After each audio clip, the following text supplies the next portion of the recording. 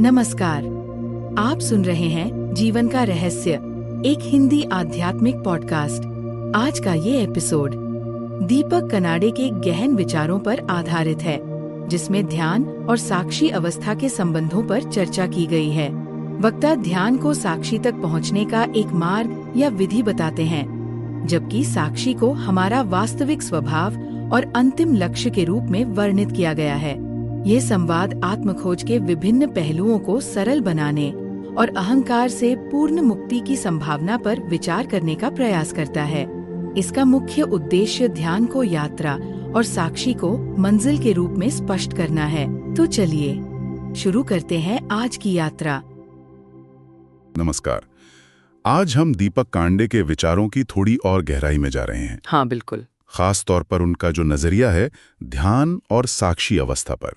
हमारे पास उनके कुछ नोट्स हैं और कोशिश करेंगे कि समझें कि ये सब चीजें ध्यान, साक्षी, फिर अहंकार, समर्पण, ये आपस में कैसे जुड़ी हैं। काफी गहरे विषय लगते हैं सुनने में। बिल्कुल, और अक्सर थोड़े उलझे हुए भी लगते हैं।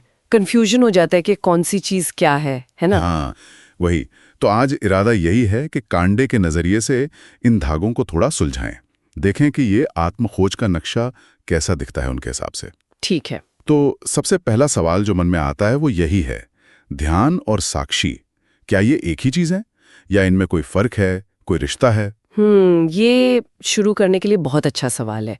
देखिए, कांडे के जो नोट्स हैं उनके हिसाब से अगर देखें तो ध्यान वो तरीका है, वो अभ्यास है, वो प्रोसेस है जो हम करते हैं। अच्छा, एक तरीका। हाँ, एक विधि कह लीजिए, एक साधन, जैसे कोई टूल। हाँ बिल्कुल, एक तरह का टूल ही समझ लीजिए। ये वो सक्रिय कोशिश है, एफर्ट है, जिससे हम अपने मन को देखते हैं, विचारों को देखते हैं, उनमें ठहरना सीखते हैं।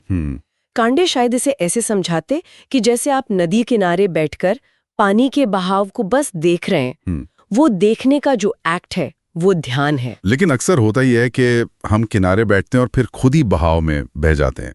मतलब कहना आसान है किनारे बैठना, पर मन तो खींच ही लेता है। सही कहा, बिल्कुल सही। और यहीं पर, इसी पॉइंट पर साक्षी का कॉन्सेप्ट आता है। अच्छा। कांडे के अनुसार साक्षी वो अवस्था है, स्टेट ऑफ बीइंग, वो मंजिल है जहां ध्यान हमें ले जा सकता है। मंजिल? हाँ, मतलब वो हमारा असली स्वभाव है। वो किनारा बन जाना जहां से आप नदी को बहते हुए देख तो रहे हैं, पर आप खुद नदी नहीं बन रहे, बह नहीं रहे उसके साथ। ये कुछ करने की बात नहीं है, ये होने की अवस्था है। तो मतलब ध्यान हुआ वो प्रयास, वो क्रिया जिससे हम उस साक्षी होने की अवस्था को पहचान पाते हैं या उसमें टिक पाते हैं। हाँ, बिल्कुल सही समझा। ध्यान वो कसरत है, वो प्रैक्टिस है जो साक्षी रूपी मांसपेशी को, अगर ऐसा कह सकें, मजबूत करती है, ताकि हम बिना किसी जजमेंट के, बिना कर्ता भाव के कि मैं देख रहा हूं या मुझे ये विचार आया, बस देख सके। सिर्फ एक जागरूकता, अपने विचारों को, भावनाओं को, आसपास जो हो रहा है सब कुछ। अच्छा, तो फिर इसमें ये जो अहंकार वाली बात आती है वो कहाँ फिट होती है? कांडे के नोट्स में इसका जिक्र तो होगा ही, क्योंकि लगता तो यही है कि अहंकारी हमें उस साक्षी भाव से दूर खींचता है ना? एकदम सही पकड़ा आपने, बिल्कुल। कांडे के नोट्स इसी तरफ इशारा करते हैं कि अहंकार वो मैं है, वो आइडेंटिटी है जो हर विचार, हर भावना से खुद को जोड़ लेती है।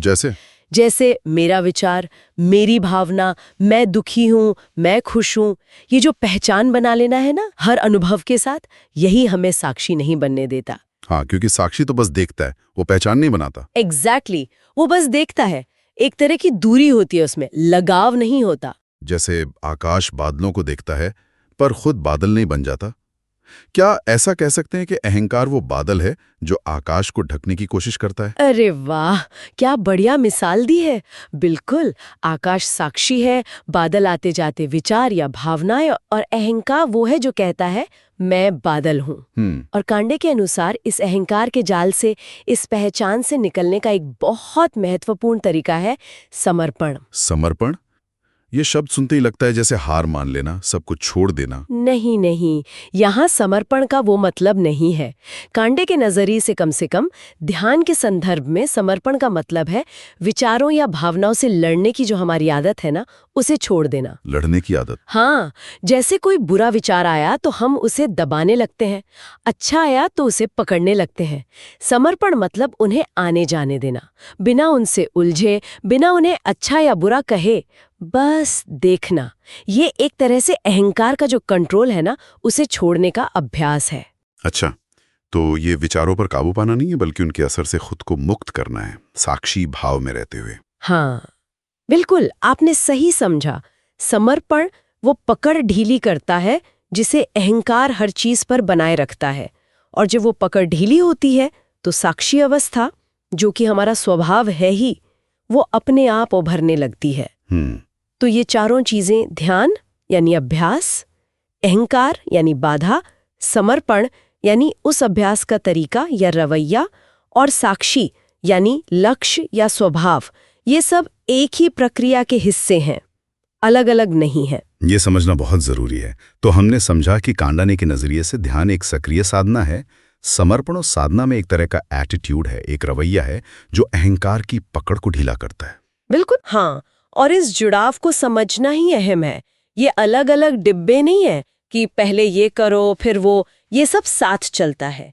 ध्यान साधन है, समर्पण उसे करने का तरीका है, अहंकार वो रुकावट है जिससे पार पाना है, और साक्षी वो मंजिल है जहां सहजता है, जहां हम बस हैं। तो फिर श्रोताओं के लिए एक विचार छोड़ जाते हैं अंत में। अगर साक्षी ही हमारा असली स्वभाव है, जैसा कांडे कहते हैं, जहां कोई करता नहीं, कोई भुगता नहीं, बस शुद्ध जागरूकता है, तो फिर ये जो मैं है जिसे हम दिन रात अनुभव करते हैं, जिसे कांडे अहंकार कह रहे हैं, ये असल में है क्या? क्या ये सिर्फ एक भ्रम है, एक आदत, या कुछ और? इस पर सोचिएगा जरूर। धन्यवाद श्रोताओं, आप सुन रहे थे जीवन का रहस्य। अगली बार फिर मिलेंगे एक नए आध्यात्मिक विषय के साथ। तब तक के लिए आत्मा के साथ जुड़े रहिए और जीवन के रहस्यों को समझते रहिए।